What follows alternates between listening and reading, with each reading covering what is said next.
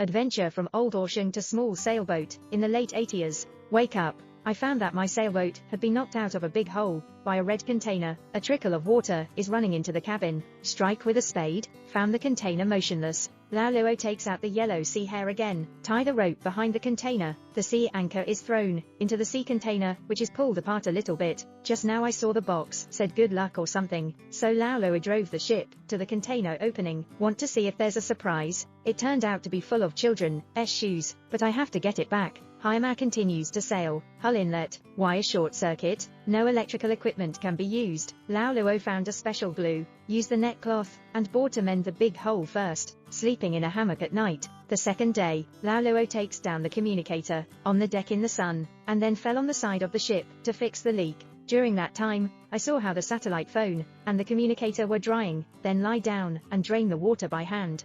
The water will be drained after filling. After 2 days of exposure, the communicator finally got a little reaction. Lao Luo repeated the call for help of the California Pearl twice, but the communicator, Willa, twice. There's no more movement. I don't know if they received the information for help. To drinks, wash your arms with rain again. After dinner, Lao Luo goes to sleep. On the third day, Lao Luo climbed on the top of the mast with a pulley, and repaired the signal device, but thunder rumbled in the distance. The sky darkens. It seems that a storm is inevitable. Lao Luo put on his raincoat, and went to the deck, to steer the storm. Much bigger than you think. The ship rocked violently with the rolling seawater. Even Lao Luo was hit by the waves. Fortunately, he climbed up again after wearing safety rope, and natural seafood soup, for a long time. It's too stormy up there. Lao Luo chooses to enter cabin B.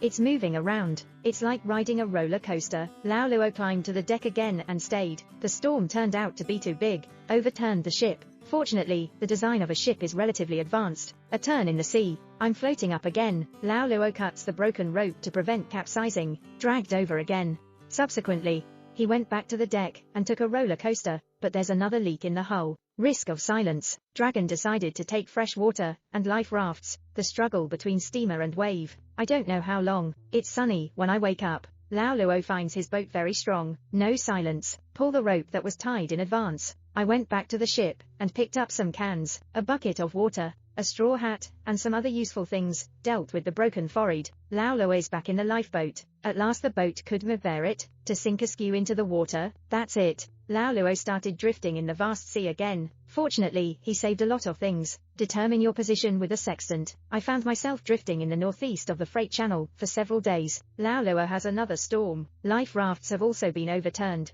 In the storm, Lao Luo calls out. I pulled the life raft hard, and then I fell asleep on it. Pick up the life raft, again after a sunny day, and take a few mouthfuls of food, to replenish your strength. However, when drinking water, Lao Luo finds that the taste is wrong. Take a closer look. The small cover on the other side of the stone has been opened, but the bucket is already full of seawater. Lao Luo's spirit is on the verge of collapse. No fresh water. He may not live for 3 days. However, quiet Lao Luo finds he still has to save him. Cut the bucket with a knife, and scooped up some seawater. Cover with plastic cloth, using evaporation principle, and condensed fresh water on plastic cloth, though not many, but it's going to delay his death for at least a few days. Next, Lao Luo tries to fish again. Fill your stomach. Here. He has drifted with the current to the freight channel. Lao Luo is looking forward to the distance, but I didn't find anything. Wait a minute. Sure enough. In the evening, Lao Luo found a large freighter. Take out the signal, but waving it at Holland, the giant passed right in front of him. I didn't find any movement in the baits that Lao Luo put down, but I have pulled the fish up yet. It was snatched by a little shark. I don't know when. Most of the sharks have gathered around Lao Luo's life raft. In the evening, Lao Luo was awakened by a buzz. There's another large workboat passing by. He put to red flares, in a hurry, and look at the ship with expectant eyes. Maybe all the sailors on board are sleeping.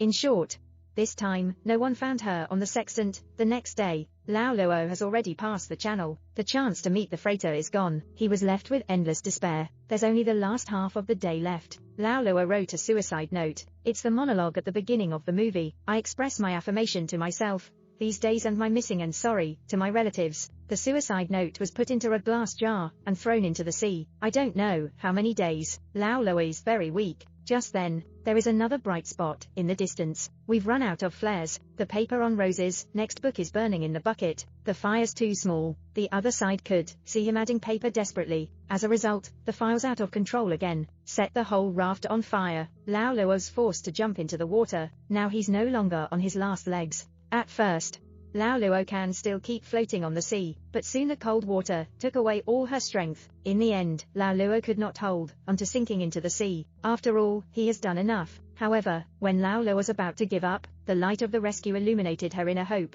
Lao Luo goes upstream desperately, until he was picked up by one hand. It's over here. Everything is lost. Even the adventure movie that came out in 2013. This is the second full-length film, directed by Chendol. Robert Redford is the only actor in Chendol's first movie, show at Sundance Film Festival founded by Redford. He met Robert Redford at the time, then we agreed on the cooperation of the film. There's no dialogue in the whole movie, only a few words of will, challenging the old man and the sea. The plot is also up and down, be full of sound and color. Redford alone made the whole movie, so to speak. All lost accident films. It's true. No need to say more.